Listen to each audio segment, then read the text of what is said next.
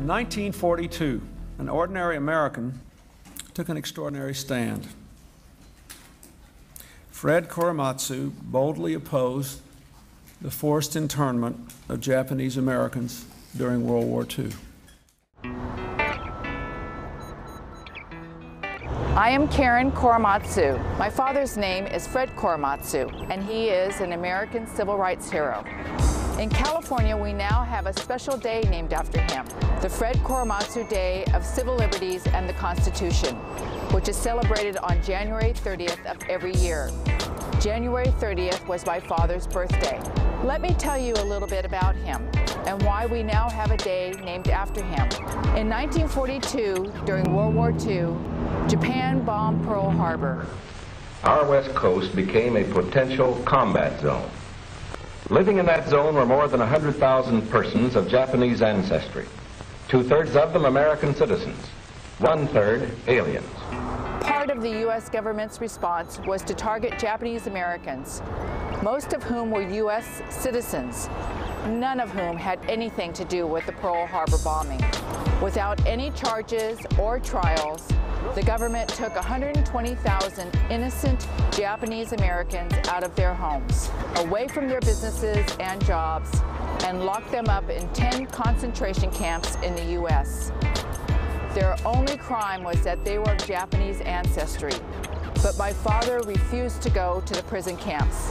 He stood up for what he believed in, that no American citizen should have to give up his or her civil rights. For that decision, he was arrested and convicted, but he kept on fighting. He appealed his case all the way to the Supreme Court, which ruled against him. For almost 40 years, he lived with this unfair conviction. But in 1983, it was finally overturned when the government admitted there was no justification for Japanese Americans to be forced into prison camps.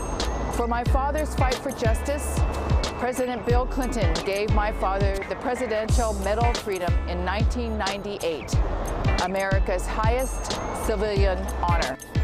My father passed away in 2005, but his legacy has grown even more since his passing.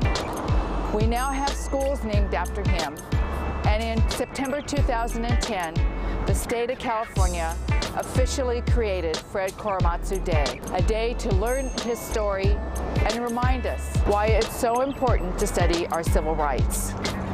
Our country has done many things right, but it also has made mistakes.